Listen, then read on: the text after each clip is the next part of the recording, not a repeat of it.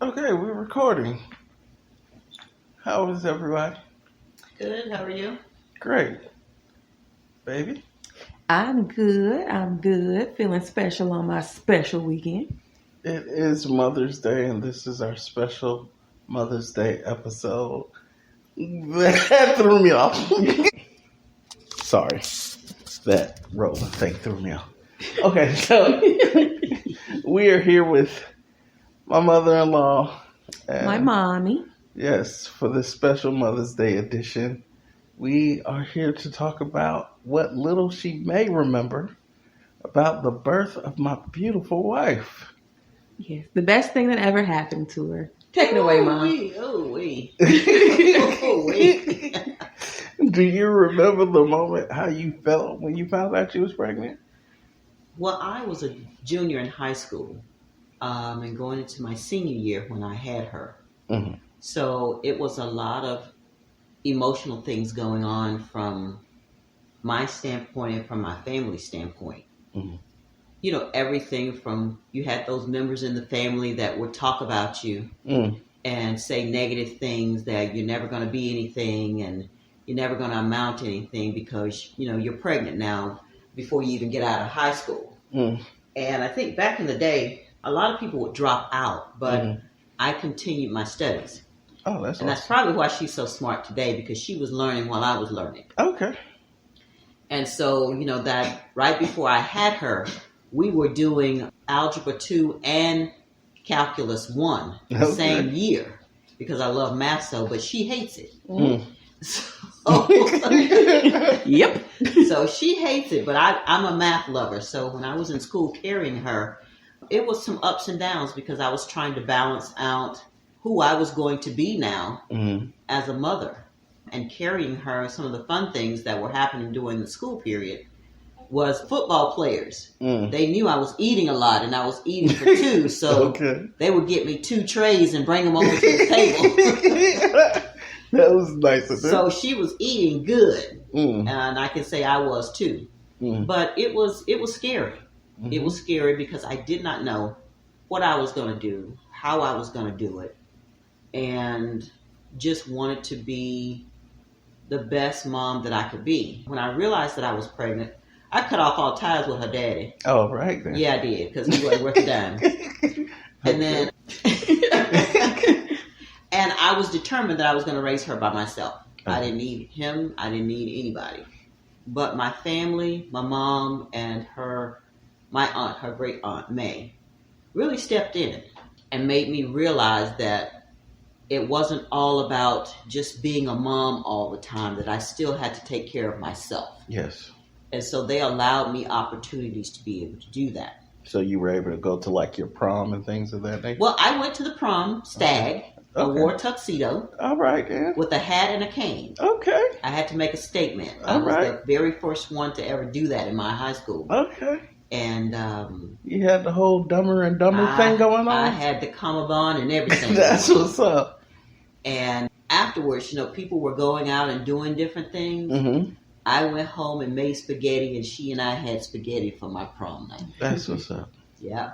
That was special. Because I was determined I was going to spend my prom night with her. I didn't get to go to the prom. No. So you touched on it briefly, like, what was it like having her? No, like having your family support at such a young age. Well, what little support it was, and I'm just being honest, I learned then that I had to depend upon myself. Okay. They were there, but it was like a forced being there. So I knew then that I was going to have to make ways just for the two of us. Because some of the things that they were passing down, I didn't want to pass down to her.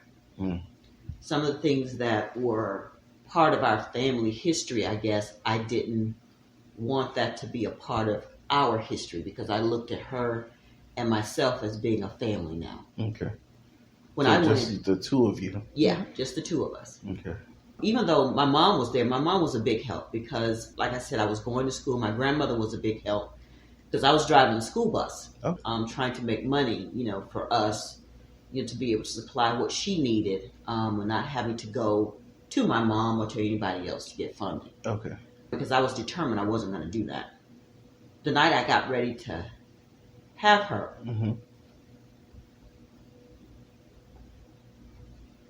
That's okay. my cousin Diane, who has passed, we were close. Yes, ma'am. And so I called her. I said, I think it's time for me to go. And she said, well, y'all come and get me.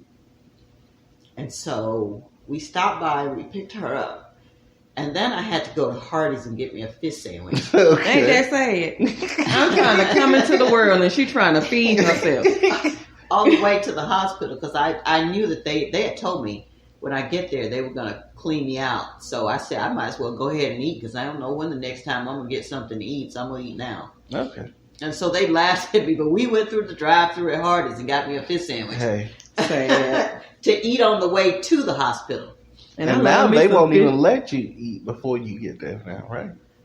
If you are going to push, they will. Oh, because you need okay. your strength, but because I had surgery both times, they didn't want me eating. Okay. Yeah, I had both of them natural. So Okay. with Mimi, I think I was in labor for over 15, 20 hours. Jeez. I was worth it. And I did not have any pain medicine. Oh, wow. I did not have anything. Oh, wow. All I had was my mom there trying to encourage me and Diane encouraging me. And they had a trick of putting some tennis balls behind my back and rolling it because I was having such back pain. Huh. Did it help? No. Okay. They tried. They tried. That's though. what matters. They tried though. But then, because I went in on the 26th and I had her on the 27th of December. Yes. So it was all night. It was a long time. But it was worth it. It was worth it to see that little face slobbering all over the place. And bigger than I thought she was going to be when she came out. How much did she weigh? She was what? I think 7'3". 7'3"? She was 7'3". Almost the same as Yeah. Cece. Cece was 7'1".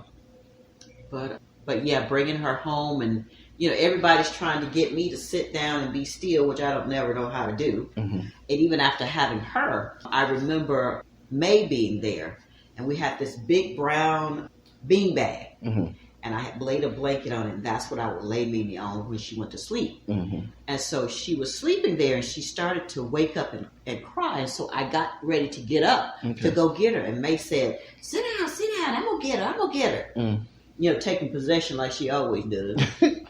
And that hurt my feelings. I said, she's not. They want to help you?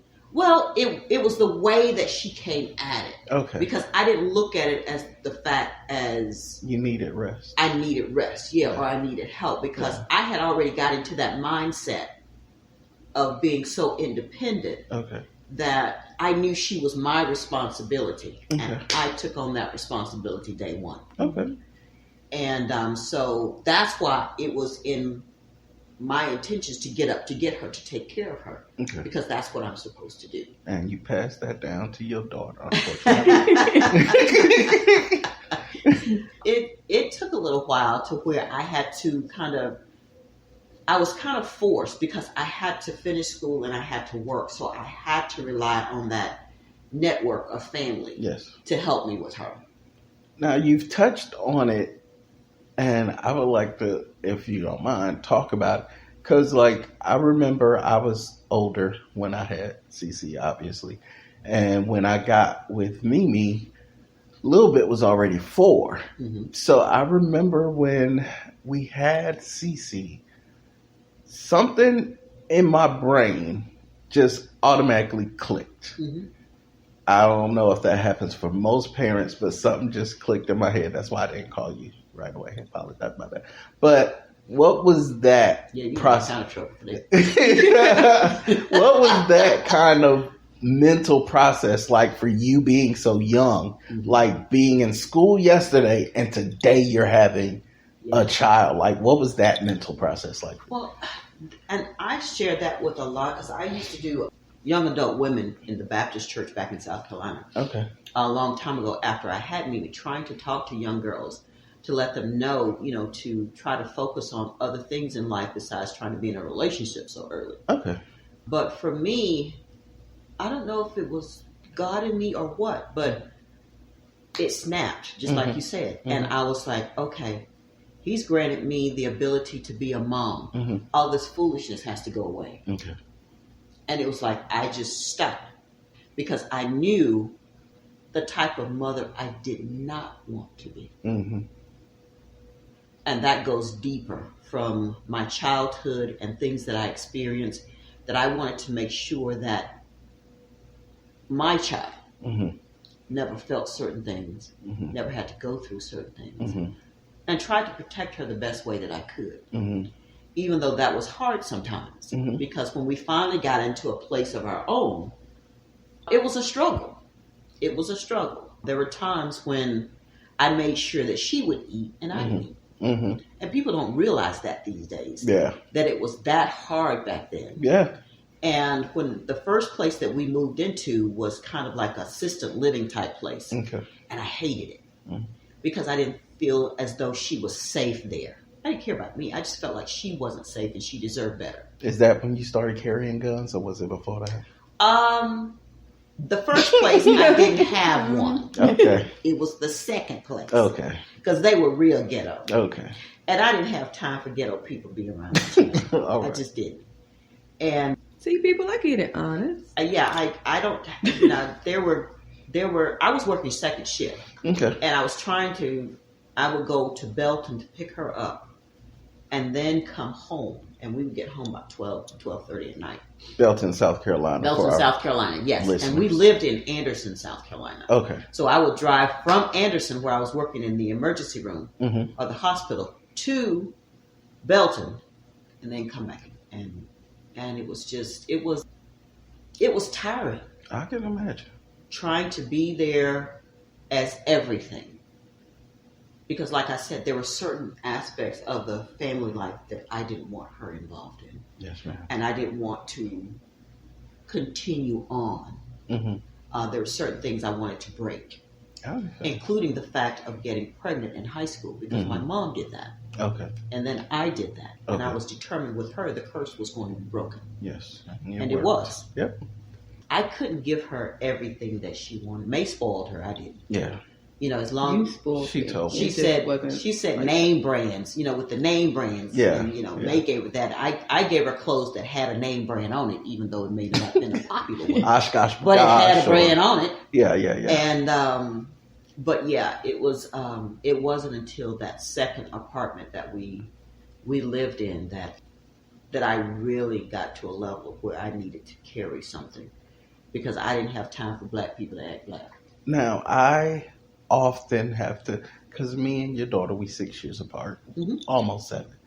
And it's just so amazing how much different we had as far as upbringings in just those 6 years.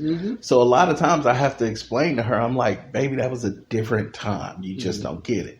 So what was it like being the strong black woman that you are at that time, having a baby? Because these girls now, they get all kind of support if they have babies. Well, I took WIC for 2 weeks. Okay. And turned it back in. Okay.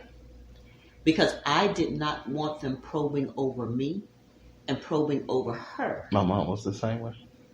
Because I didn't trust them. And I didn't feel like I needed to go and report to you about anything. My mom was the same. So that's why I told them, you can keep it. And never went back to it. Okay. And that's why I ended up working 2 jobs. Because I just wouldn't do it. It helps a lot of people, but for me at that time, I didn't see myself strong until I had to defend her. Okay. I never looked at myself as a strong person. Okay. I was just doing what I had to do. Yeah. And I can honestly say, like, no, we didn't have a lot, and, like you said, we lived in, certain places, but you see it that way. But me, like, it was just the best. Like, I have the best memories. I absolutely loved it when it was just me and you. Yeah. It was something about having my mother all to myself. Yeah, she was serious about that. Yes. Still is, unfortunately. I am a mama's girl.